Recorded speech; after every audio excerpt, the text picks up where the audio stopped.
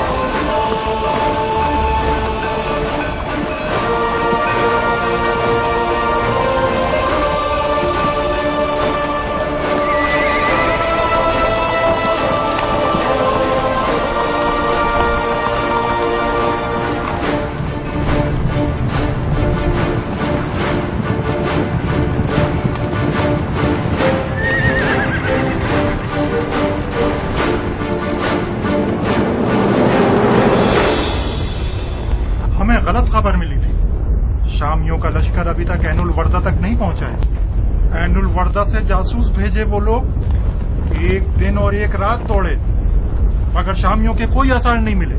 ہو سکتا ہے کہ یہ بھی زبیریوں کے جھوٹ اور فریبوں میں سے ہو، جو کہ یہ چاہتے تھے کہ ہمیں جلد از جلد ان مروانیوں کے پاس بھیج دیں۔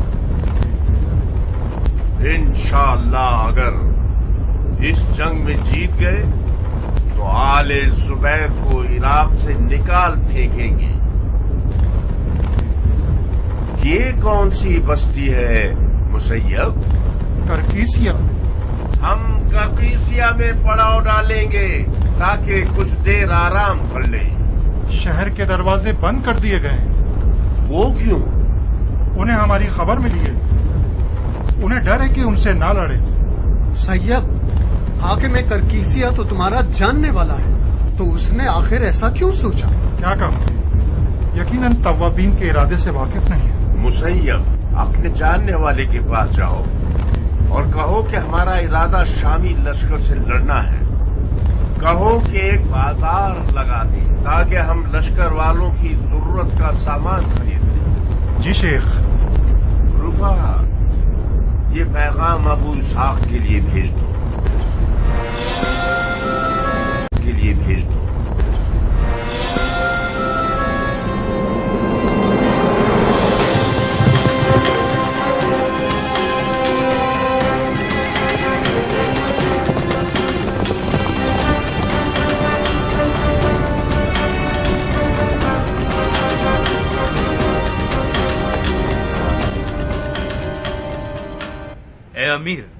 توابین اہل البردہ کے راستے میں ہیں. ان کی تعداد تقریباً 4000 افراد کی ہے. ان کا سالار ایک بوڑھا شخص ہے جس کا نام ہے سلیمان سرد خزائی. زیادہ ہے، بہت زیادہ ہے. تمہارا لشکر توابین سے 3 گنا زیادہ ہے. اپنے پھوہڑ مغز کو استعمال کرو تاکہ تمہیں سمجھ میں آ جائے کہ ہر تواب 10 شامی کے برابر ہے. ان میں سے بعض تو اکیلے ہی ایک لشکر پر بھاری ہیں. اس کی مثال مختار ثقفی. مختار توابین کے ساتھ نہیں آیا حمید. نہیں آیا؟ پکی بات ہے. مختار تو قاتلان حسین کے خون کے پیاسوں میں سے ایک ہے. میں نے سنا ہے کہ وہ سلیمان سرد خزائی سے جنگ کی نوعیت کے حوالے سے اختلاف رکھتا تھا. کیسا اختلاف؟ توابین کا ارادہ قاتلان حسین سے لڑنا ہے. وہ دنیا اور حکومت کی طرف کوئی رغبت نہیں رکھتے، جبکہ مختار علویوں کی حکومت دوبارہ برپا کرنا چاہتا ہے. تعجب ہے. تو پھر ہمارا اصل رقیب میدان میں نہیں آیا؟ سنا تم نے معقل؟ مختار نہیں آیا. مختار نہیں آیا.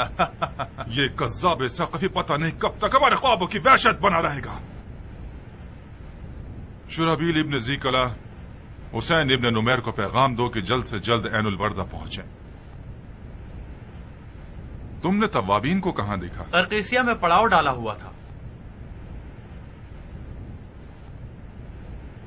میں چاہتا ہوں شرحبیل اور حسین توابین سے پہلے عین البردہ پہنچ جائیں تاکہ زیادہ سے زیادہ اچھی آرائش لشکر کر سکیں.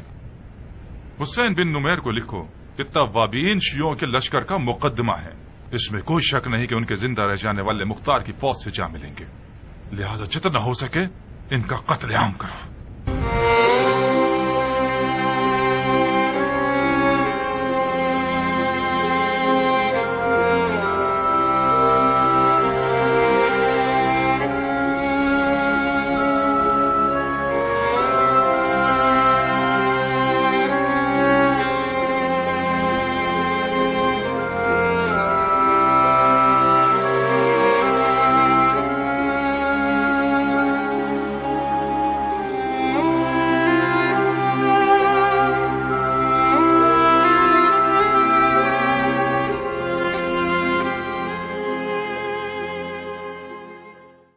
کیا لکھا ہے اس نے ابو اسحاق؟ لکھا ہے وہ قرقیسیہ میں ہمارا منتظر ہے. وہ کس لیے؟ مدد مانگی ہے اس نے. بظاہر وہ زبیریوں کی چال کو سمجھ گیا ہے. جب تک سلیمان نے خود سے نہیں بلایا تھا ہمارے پاس عذر تھا. اب جبکہ اس نے بلاوا بھیج دیا کوئی عذر نہیں. ہمیں اس کی مدد کرنی چاہیے. صاحب کیا پتا کہ یہ بھی بن یزید کی چالوں میں سے ایک چال ہو. یہ خط سلیمان کی جانب سے عبیدہ. بن یزید سے کیا واسطہ؟ خط تو سلیمان کا ہے مگر یہ فکر زبیریوں کی ہے. مجھے یقین ہے کہ بن یزید نے سلیمان کے اس قدر کان بھرے ہیں کہ اب وہ مختار سے مدد مانگنے پر مجبور ہو گیا ہے. ہم حد سے زیادہ بد نظر ہو گئے ہو عبیدہ. بن یزید تو چاہتا ہی یہ ہے کہ شیعوں میں تفرقہ بازی شروع ہو جائے اور تم کہتے ہو کہ سلیمان سے شیعوں کے اتحاد کی بات کرے گا. کیسی باتیں کرتے. اگر کوفہ شیعوں سے خالی ہو گیا اور سب کے سب شامیوں سے لڑنے چلے گئے تو پھر بن یزید ہوگا اور کوفہ جو کہ زبیریوں کی ہماجگاہ بن جائے گا. اس وقت شیعوں کو کوفے کی گلیوں میں سر اٹھا کر چلنا بھی نصیب نہیں ہوگا اس ڈر سے کہ وہ علی کا شیعہ ہے. اگر ہم سلیمان کی مدد کے لیے چلے گئے اور شامیوں کو مار بھگائے تو کیا پھر بھی زبیری کوفے میں حکومت کر سکتے ہیں؟ اگر صرف حلوہ حلوہ کہنے سے منہ میٹھا ہو سکتا ہے تو شام کی فوج بھی اگر کے خیالات سجانے سے ہار جائے گی. مروانی اپنی پوری طاقت کے ساتھ میدان میں اتر آئے ہیں صاحب. شیعہ اکیلے ان کا مقابلہ نہیں کر سکتے. پورے عراق علب کو مل کر ان کا مقابلہ کرنا ہوگا. بھائیو، میں نے سلیمان کے اس خط کو پڑھ کر آپ لوگوں پر سے اپنی بیعت اٹھا لی. جو بھی چاہے توابین کی فوج سے ملحق ہو سکتا ہے. تم کیا کرو گے مختار؟ قرقیسیہ جاؤ گے؟ خدا کی قسم اگر مجھے ذرہ برابر بھی جیتنے کی امید ہوتی تو اپنے قدم نہ روکتا. مگر افسوس شامیوں پر غلبہ کرنا کوفے پر غلبہ کیے بغیر میسر نہیں ہو سکتا. مختار،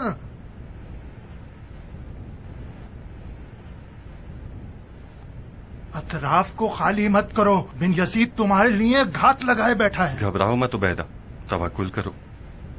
اب جبکہ سلیمان نے اپنی انا کو ختم کر کے بڑے جھکاؤ کے ساتھ ہم سے مدد مانگی ہے تو مناسب نہیں ہوگا کہ اس کی مدد نہ کریں. اس کے علاوہ ہمارا توابین کی فوج کی مدد کرنا حکمت سے خالی بھی نہ ہوگا. بن کامل، تم اور تمہارے ساتھی میری جانب سے مامور ہو کہ توابین کی مدد کے لیے جاؤ. جہاں بھی دیکھو کہ اب جنگ مشکل ہے اور وہ لوگ شامیوں سے مقابلہ نہیں کر سکتے، انہیں پیچھے ہٹنے کو کہنا تاکہ کم سے کم خون بہے. صاحب اسماعیل، اگر آپ لوگ بھی وہاں جانا چاہیں تو بن کامل کو میں نے جو کچھ کہا ہے وہ آپ کے بھی ذمہ ہے.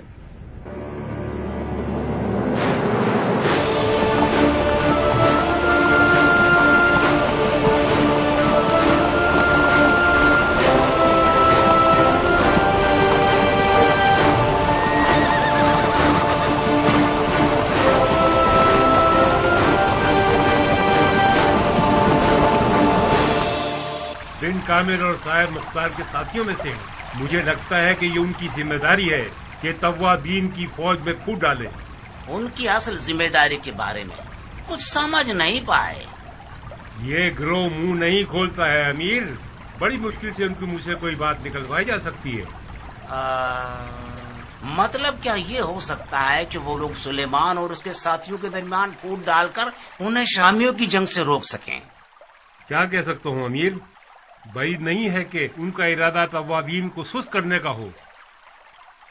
یہ ہو سکتا ہے کہ خود سلیمان ان کی باتوں میں نہ آئے، مگر سارے توابین تو سلیمان کی طرح نہیں ہیں. یہ لیجئے، یہ رہا علی جناب کی احمقانہ سیاست کا نتیجہ.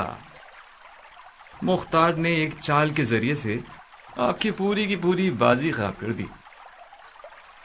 تم یوں نوالے کو اتنا سر کے گرد گھما کے کیوں کھانا چاہتے ہو؟ مختار کو قید کر لو، تمام پریشانیاں ختم ہو جائیں گی. اس سے پہلے کہ مکہ کی طرح یہاں بھی پرندہ پنجرے سے اڑ جائے کام تمام کر دو. خدا کی قسم سوچو گے تو مغلوب ہو جاؤ گے. اگر واقعی مختار کو مارنے یا اسے قید کرنے کا ارادہ رکھتے ہیں تو یہ بہترین موقع ہے.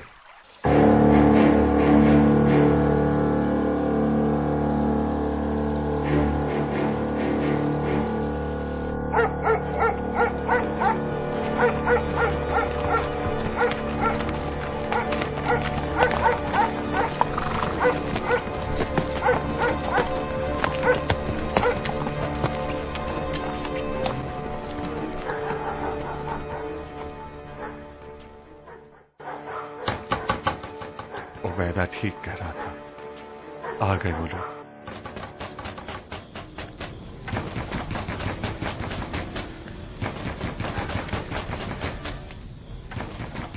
کیا ہوا اما جان؟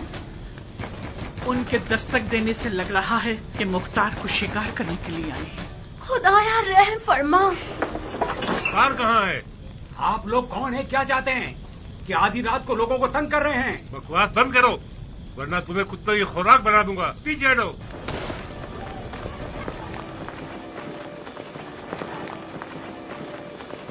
مختار کہاں ہے؟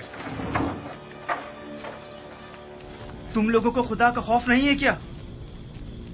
تم کچھ مت بولو ثابت. زبان بھی چلانا جانتے ہو شہزادے. میں نے پوچھا مختار کہاں ہے؟ مردوں کی طرح بات کرو بے غیرت. اے ابن مزارب، یہ بہتر ہوتا کہ اپنے اموی ہم منصب بن حریث کے انجام کو اپنے لیے سبق بنا لیتے. ان منصبوں کی کوئی اوقات نہیں ہوتی. میں واضح و نصیحت سننے نہیں آیا ہوں مختار. تم میرے قیدی ہو. تمہارے آقا نے جلد بازی کر دی. میں سمجھ رہا تھا کہ توابین کے انجام تک صبر کرے گا. اگر میرے اختیار میں ہوتا تو جس دن تم کوفے میں آئے تھے اسی دن تمہیں زنجیروں میں جکڑ دیتا. تمہارے جیسوں کے ہوتے ہوئے کوفہ کبھی خوشحالی نہیں دیکھے گا. اس سے پہلے کہ تمہاری توہین کروں، چلو میرے ساتھ.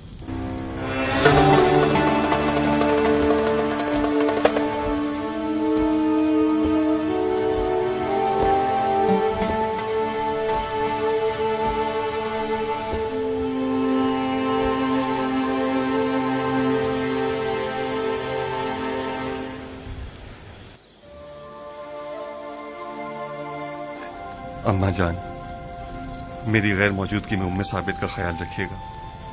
بظاہر یہ بہت تھک چکی ہے. پھر سے زندان بابا.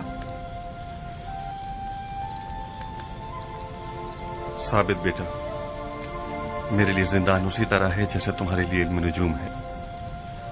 میں زندان میں خدا سے اور قریب ہو جاتا ہوں. تم بھی کوشش کرو کہ میری غیر موجودگی میں خدا کو پالو.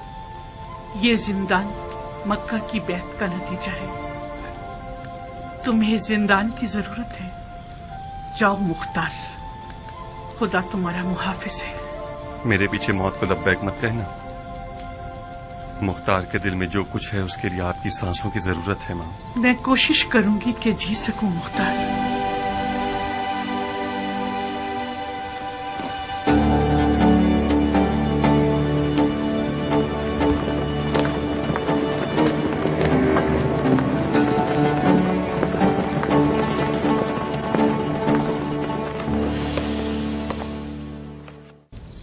واہ واہ، کوفے کے دونوں نئے چاپلوس حکمران بذات خود آئے ہوئے ہیں.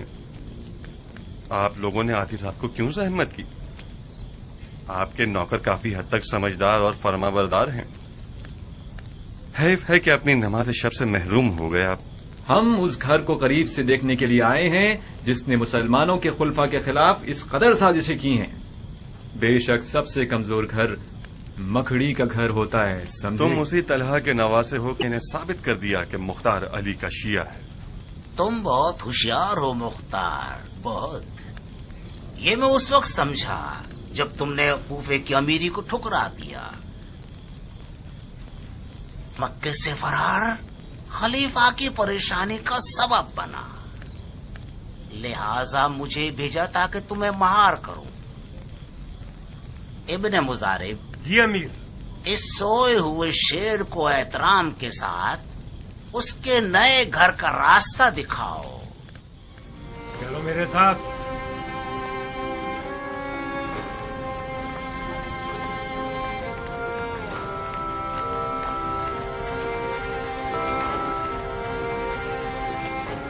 چلو دروازہ کھولو.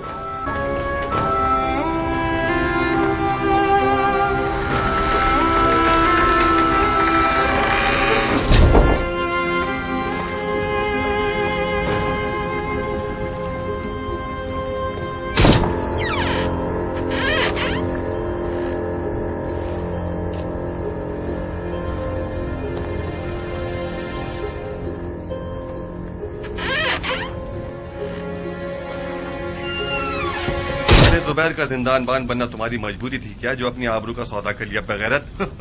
دیکچا دیکچے سے کہتا ہے کہ تیرا منہ کالا ہے. اگر آل زبیر کی بیعت کرنا عیب ہے تو تم نے کیوں بیعت کر لی اور ان کے لشکر کے سالار بن گئے؟ کیا خلیفہ کے دیے ہوئے سکے کم تھے جو تم نے بیعت توڑ دی؟ خیانت کار بغیرت. میں نے اس لیے بیعت توڑ دی کیونکہ میں نے دیکھا کہ آل زبیر نہ دین کو جانتا ہے اور نہ رسول کو. پناہ خدا، بالآخر بیعت توڑنے والا دین کا غمخوار بن گیا، ماں سے زیادہ چاہنے والی دایا بن گئے ہو. یہ باتیں ان مٹھی بھر عجم لوگوں سے کہو جو سمجھتے ہیں کہ مختار ان کا بچانے والا فرشتہ ہے. تم دونوں آپس کی لڑائی ختم کرو. زاہدہ، اپنے چچزاد بھائی کا دھیان رکھنا، خطرناک آدمی ہے. ارے او بن مزارب، یہ طنز تانے کیوں کس رہے ہو؟ آپس کی لڑائی کا کیا مطلب ہے؟ میں نے اس شخص کے عقیدوں سے کچھ کم نقصان نہیں اٹھائے ہیں. میرا اختیار ہوتا تو آج ہی رات اس کی روح قبض کر لیتا. زاہدہ، میں نے کوئی طنز تانے نہیں کسے. تم واقعی اگر مختار کو مارنا چاہتے تو اب تک مار چکے ہوتے.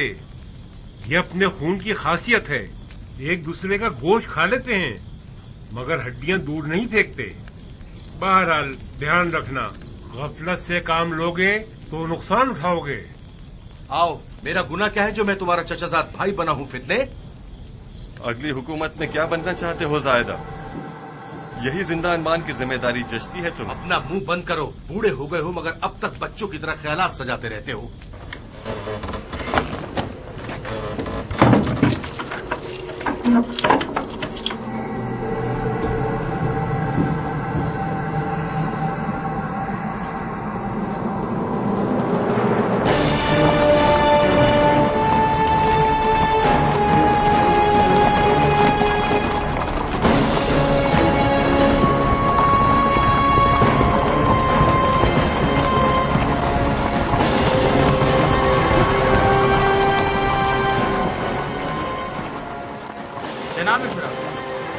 हुसैन इब्न नुमैर ने हुक्म दिया है कि उसे एक मंजिल पीछे पड़ाव डालिए।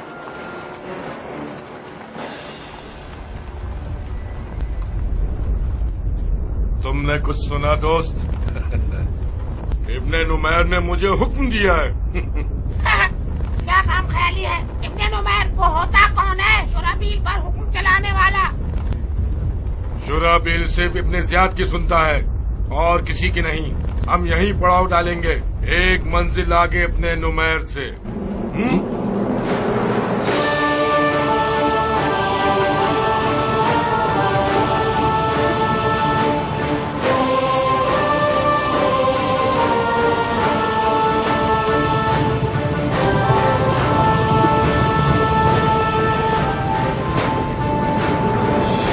सिपाही शाम का एक हिस्सा ऐन उल वर्दा के शुरू के हिस्से में पड़ाव डाल चुका है और अभी अभी पहुंचे हैं। अभी अच्छी तरह कदम नहीं जमाए हैं उन लोगों ने। उनका सालार शुराबील इब्न ज़ी कला है। शुराबील से एक मंजिल आगे हुसैन इब्न नुमैर ने पड़ाव डाला है। ये कैसी आराइश लश्कर है? दोनों ने एक जगह पड़ाव क्यों नहीं डाला? मैंने बनी तकलब के लोगों से सुना है कि हुसैन बिन नुमैर और शुराबील के दरमियान इख्तिलाफ है। गोया हुसैन का दावा यह है कि वो सबका सालार है और शुराबील कहता है कि हुसैन कौन होता है जो मेरे ऊपर सालार बनाया जाए। उसने इब्ने ज़ियाद को खत लिखा है और उसके जवाब का इंतजार कर रहा है। शायद ये कोई चाल हो। कैसे चाल बिनवाल? शायद वो लोग चाहते हैं कि हमारी फौज को बारी बारी जंग में मसरूफ करें ताकि थका दें। अगर तवाबीन अपनी पूरी फौज के साथ शुराबील से लड़ने चले जाएं और उसे तबाह कर दें तो हुसैन के लश्कर तक पहुंचेंगे, और अगर हुसैन के लश्कर को शिकस्त दे देंगे तो फिर जाकर असल रकीब के मुकाबले पर पहुंचेंगे जो कि इब्ने ज़ियाद है। मगर कब? जब हम खुद कठिन जंग कर चुके होंगे और खासे थक चुके होंगे। इस तरह तो हमें भी अपनी फौज को 3 हिस्सों में बांट लेना चाहिए और उन्हें 3 अलग अलग बारियों में मैदान में भेजें। जनाबे सुलेमान, शुराबील को मेरे हवाले करते हैं। खुदा तुम्हें अज्र दे बंदा खुदा। इतनी आसानी से तो मैं ये नहीं कर सकता। ये सब के सब लड़ने आए हैं। हमें कुरानंदाजी करनी होगी मुसैयब। जिसका भी नसीब हुआ वो शुराबील से लड़ने जाएगा।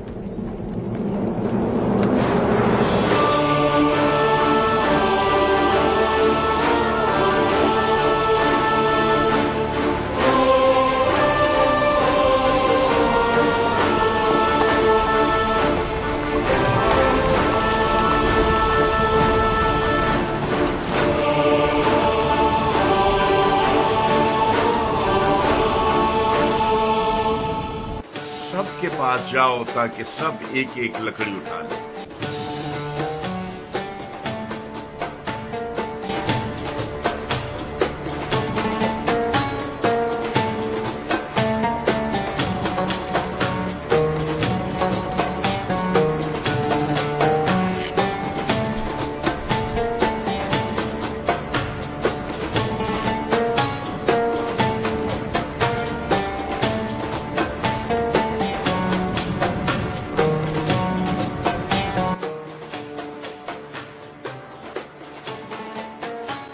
सारी लकड़ियों को मिला के देखिए,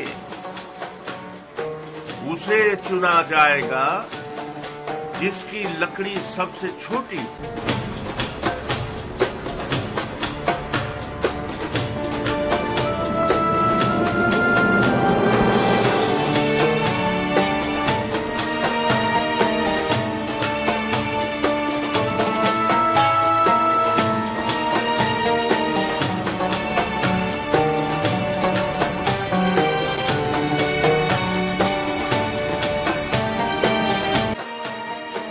सही हकदार को मिल गया।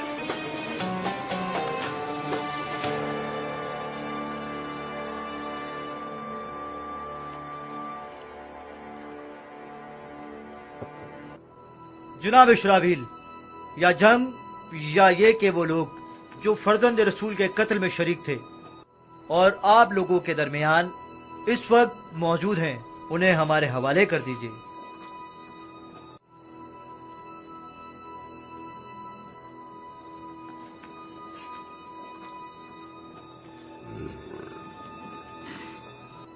دوبارہ بڑبڑاؤ، میں نے ٹھیک سے نہیں سنا۔ اپنے اس غلام بچے سے پوچھ لے جس کے پاس 2 کان ہیں اور اس نے اچھی طرح سن لیا ہے۔ میں خیمے کے باہر انتظار کر رہا ہوں۔ زبان چلاتا ہے ہاں؟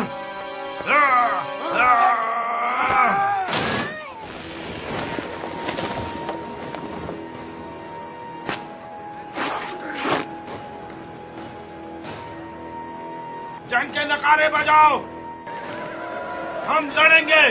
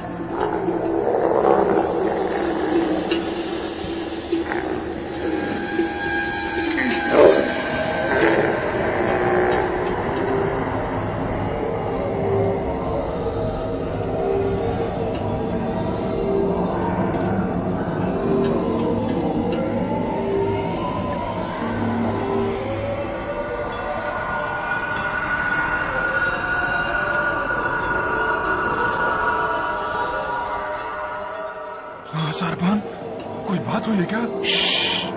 खामोश रहो। कुछ भी हुआ तुम गूंगे रहोगे, समझे? न खांसोगे न छींकोगे, वरना मैं तुम्हारी जान की जमानत नहीं दूंगा। जी अच्छा। काफले को रोको, मैं कहता हूँ काफले को रोको।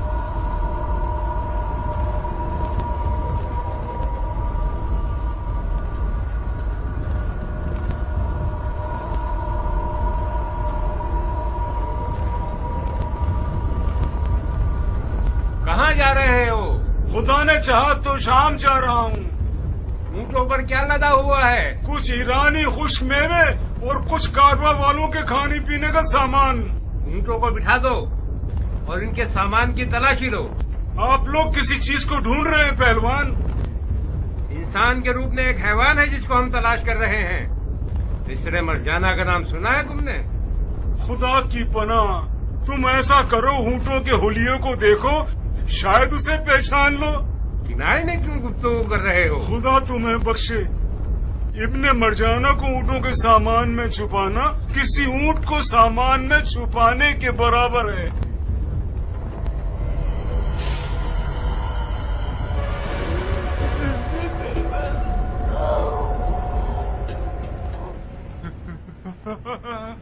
नीचे मत करो रामचारे।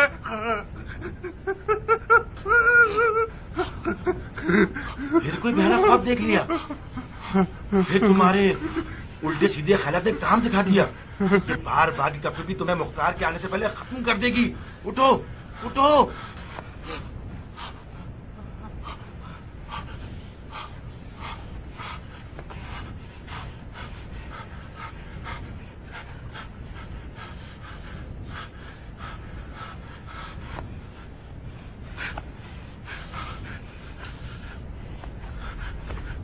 आखिर कब तक मैं ऊँट के पेट के नीचे बना रहूंगा? खुदाया, ये ऊँट मेरी तकदीर का हिस्सा कहाँ से हो गया? ये वही ऊँट था जो तुम्हें बचा गया। अगर उस ऊँट का पेट ना होता तो कूफे के हंगाम आराई करने वाले तुम्हारे टुकड़े टुकड़े कर देते। मगर इतना ही काफी होता कि हंगाम आराई करने वाले उसे बिठा देते। ठीक है, अच्छा है उनके जाहिल दिमाग में ये ख्याल नहीं आया कि उससे बिठा दे। तुम्हें तो शुक्रगुजार होना चाहिए, तुम्हारे दुश्मन कुछ कम अकल अफराद हैं। अपने आप को तकलीफ क्यों दे रहे हो? ये ख्वाब बिला वजह मुझे नजर नहीं आया। इसकी हिकमत भरा हुआ पेट है, तुम कम खाओ। इसके बाद अगर ये ऊँट वाला ख्वाब देखा तो मेरा मुंह तोड़ देना। मोटा आदमी बदहवास हो जाता है और बदहवास आदमी बुरे ख्यालात का शिकार। नहीं नहीं। आमिर, आमिर, आमिर, आमिर, क्या हो गया कासिद? आप पे कुर्बान जाओ, ये मेरा नसीब है कि एक बुरी खबर लाया हूँ। तो बताओ ना क्या हुआ है? तवाबीन ने शुराबील की उर्दूगाह पर हमला करके सबको मार डाला।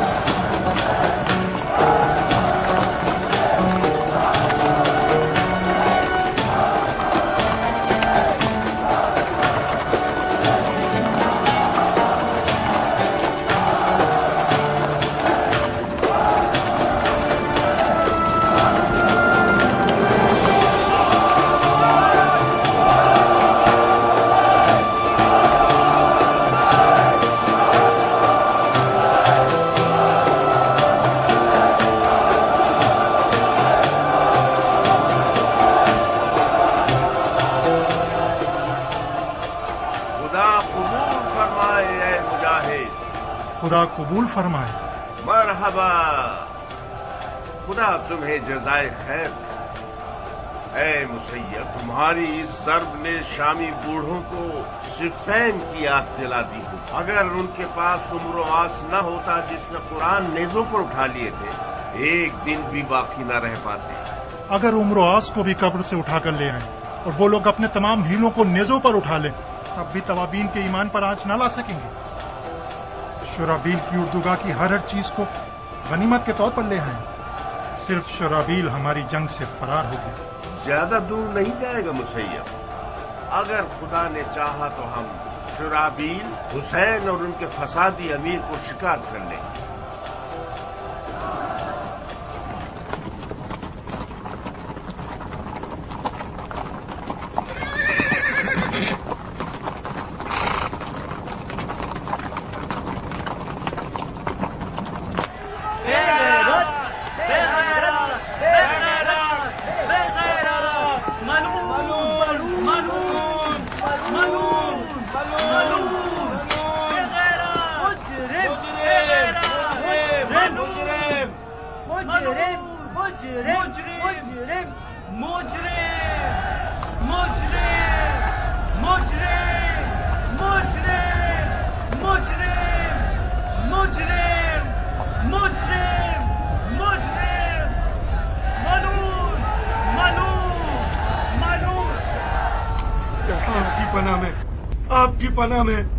आपकी पनाह में अमीर, आप मुझे बचा लीजिए, मुझे बचा लीजिए, बचा लीजिए, मुझे बचा लीजिए। जब तुम्हारा दूसरा कान काट दूंगा तब समझोगे कि तुम्हें निफाक नहीं करना चाहिए था और तुम्हें हुसैन से इस तरह अलग नहीं होना चाहिए था। माफ कर दीजिए अमीर, अपनी गलती का इजाला कर दूंगा। इजाला करोगे? क्यों इजाला करोगे मलून? जानते हो क्या किया? एक तो 2000 अफराद के लश्कर का सामान लुटवा चुके, बाढ़ में जाए। अपने लश्कर के तमाम अफराद मरवा चुके हो, वो भी जहन्नुम में जाए। तुमने अपने इस तहकीर आमेज शिकस्त के साथ वो काम किया है कि अब हाथी भी उनका मुकाबला नहीं कर सकेगा। एक और मोहलत दे दीजिए अमीर, अगर मैंने गलती का इजाला ना किया तो मुझे जान से मार देना। तुम गलत कर रहे हो, उसे ऐसे तोड़ोगे वो अपने आप को दोबारा बना तो सके। ए अमीर, इस नाफरमान गुनाहगार को मेरी ज़बान पर माफ कर दे। मुझे यकीन है कि ये शिकस्त उसके लिए इबरत होगी कि ये अपने बेजा गुरूर खत्म कर दे। उसे एक फुर्सत दे दे ताकि अपनी खता का इजाला कर सके। खुदा करे ये शिकस्त इसे इंसान बना चुकी हो। उठो, 8000 सिपाही ले जाओ और हुसैन बिन नुमैर के लश्कर में शामिल हो जाओ और उसके हुक्म के मुती रहना। तुम्हारी खैर नहीं अगर अब किसी गलती के मुर्तकिब हुए या गुरूर में कोई गलत काम किया तो तुम्हारी माँ को तुम्हारे गम में रुला दूंगा। आपका हुक्म सर आंखों पे अमीर। शराबील, अगर मेरी सिफारिश ना होती तो अपनी बकिया आंख और कान भी कटवा देते। खुदा के लिए मेरी तौहीन मत करवा देना। मैं मशकूर हूँ माकल, खुदा की कसम ऐसी जंग लड़ूंगा कि अब तक किसी ने उसकी मिसाल तक न देखी होगी। खबरदार, जो हुसैन से हसद किया तुमने वो तुम सब का सालार है, समझ में आया? जी अमीर, आपको कोई शिकायत नहीं होगी। शुराबील को 8000 अफराद के साथ हुसैन इब्न नुमैर की मदद के लिए भेजा गया है। अब सबको मिला के उनकी तादाद 20,000 हो गई है। यानी 1 पर 5, यानी हर तवाब को 5 शामियों से लड़ना होगा। बहुत आसान है जनाब शेख। शुराबील से लड़ने के दौरान उनकी तादाद 7 गुना थी। हमारी पिछले 1-8 दिनों में हुसैन इब्न नुमैर से होने वाली जंगों में काफी बरकतें थीं। दुश्मन पर तारी होने वाले खौफ के अलावा ये हुआ कि शामियों की जंग आराइश तौबाला हो गई और वो लोग अपनी पूरी ताकत के साथ मैदान में उतर आए। कैसे बिनवाल? अक्ल सलीम ये कहती है कि शुराबील इब्ने जी किला इस जिल्लत आमेज शिकस्त और इतने सारे नुकसानात के बाद शाम की फौज से ही निकाला जाए। आप लोग जानते हैं कि ऐसे सिपह सालार की जेर निगरानी जो फौजी हैं वो कभी उस जैसे शख्स पर भरोसा न करें, बल्कि मुमकिन है कि उसके हुक्म पर अमल ही न करें। जब ऐसे शख्स को मैदान में भेज रहे हैं वो भी सरदार की हैसियत से, आखिर इसका मतलब क्या है? मतलब ये कि उनके पास जरूरी और कारामद कुव्वत और फौज नहीं है। हक बनता था کہ شرحبیل کو پتھر مارے گئے ہیں۔ عجیب سی بات ہے کہ اس مجروح آبرو کے ساتھ اسے دوبارہ میدان جنگ میں بھیجنے کے لیے تیار ہو گئے ہیں۔ یا تو یہ کہ بنوال کے کہنے کے مطابق مردوں کی کمی ہو گئی ہوگی۔ آپ لوگوں کا مقصد یہ ہے کہ ہمیں بھی اپنی پوری طاقت کے ساتھ میدان میں اترنا چاہیے، کیا میں نے ٹھیک سمجھا بنوال؟ تقریباً یہی موضوع ہے رفاہا۔ ہماری جنگ ابن نمیر سکونی اور شرحبیل ابن ذی قلعہ کے ساتھ ایک تاریخ ساز جنگ ہوگی۔ اگر بفضل خدا جنگ جیت جائیں تو ابن زیاد ملون ہماری مٹھی میں ہوگا۔ ہم ہر لحاظ سے دشمن سے برتر ہیں، حالات بھی ہمارے حق میں ہیں، ہماری روح بھی ان سے کئی گنا زیادہ پرجوش ہے، اور ہمارا ہدف بھی مقدس ہے، صرف گنتی میں ان کے برابر نہیں ہے، اور یہ بھی توابین کے ایمان کی طاقت اور ان کے شوق شہادت کے ساتھ ازالے کے قابل ہے۔ کل رات میں کچھ دیر میدان میں چہل قدمی کر رہا تھا۔ زیادہ تر فوجیوں کا موضوع گفتگو پچھلے ایک آدھ دنوں کے شہداء پر رشک کرنے سے متعلق تھا۔ بہرحال بہتر یہ رہے گا کہ ہم احتیاط کا دامن تھامے رہیں اور ایک مناسب جنگی آرائش کے ساتھ دشمن کی طرف پیش قدمی کریں۔ میں نے ایسی آرائش سوچی ہے جس کے بارے میں ہم مل کر تیاری کرتے ہیں اور ایک دوسرے کے مشوروں پر غور کرتے ہیں۔ یہ دیکھیے، ہم 5 دستوں میں بٹ جائیں گے۔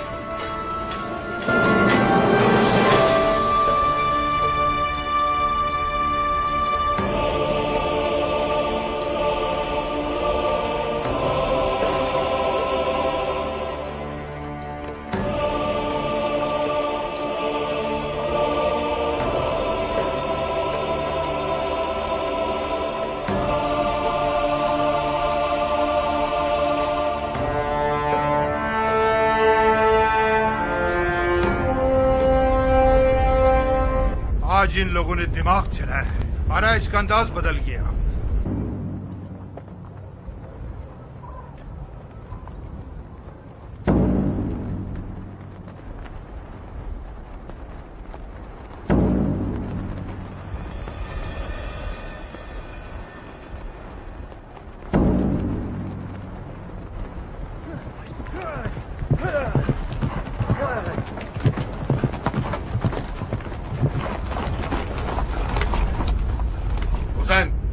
آج میں حملہ شروع کروں گا۔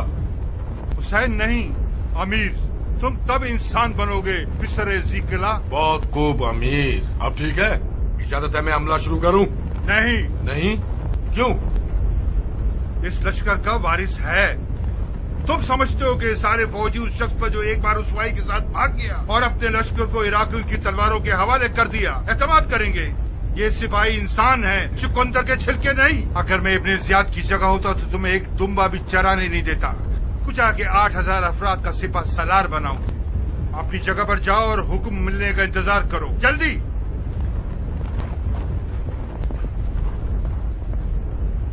احمق آدمی، یہ سمجھتا ہے میں نے بھی اس کی طرح گدھے کا مغز کھایا ہے۔ بن مخارق، جی امیر۔ الٹے ہاتھ سے حملہ شروع کرو، الٹے ہاتھ سے حملہ شروع کرو۔ جی امیر۔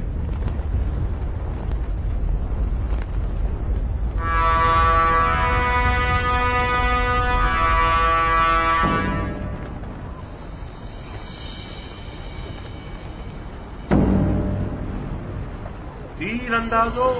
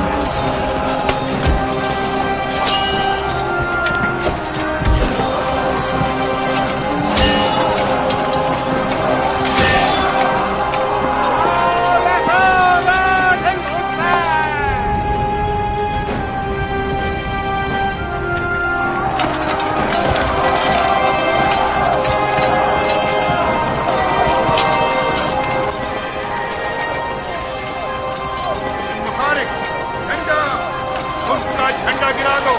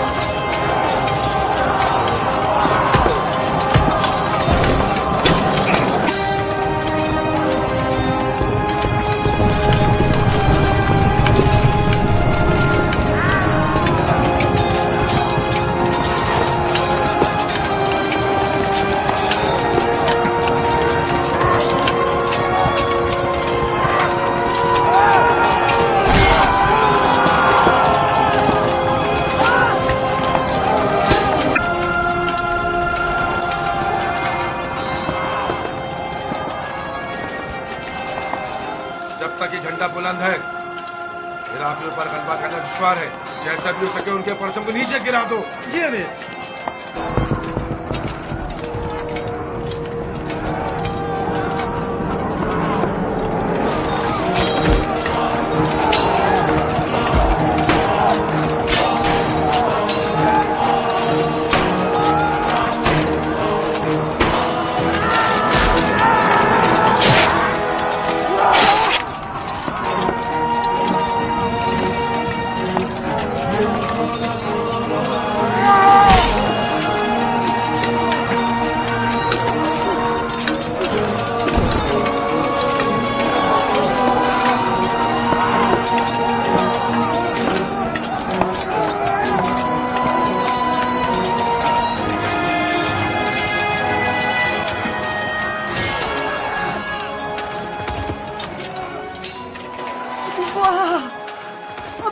तलवार ये है, परचम क्यों नहीं उठाते?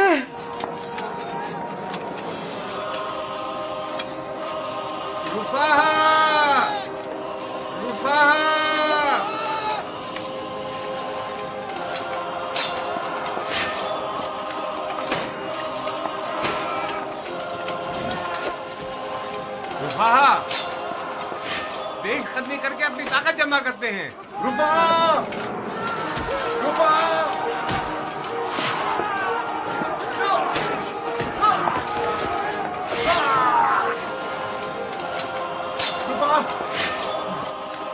हमारे बहुत से साथी मर चुके हैं। हमारे दुश्मनों की तादाद बहुत ज्यादा है। हम इनसे मुकाबला नहीं कर पाएंगे। हमने तलवार की नयाम तोड़ ली है। हमने कसम खाई है कि दुश्मन को पीछ नहीं दिखाएंगे। पीछे हटना तो एक जंगी आराइश है रुपा, वो दुश्मन को पीठ दिखाना तो नहीं। हमने अब तक वो जंग लड़ी है, किसी ने ऐसी जंग नहीं देखी होगी। जितने भी मार रहे हैं कोई फायदा नहीं हो रहा। ऐसा लग रहा है कि जमीन की खामी उबल उबल कर निकल रहे हैं।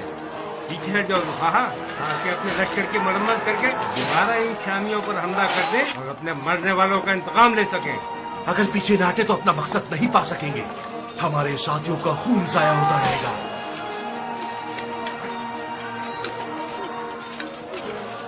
सब लोग पीछे हट जाओ।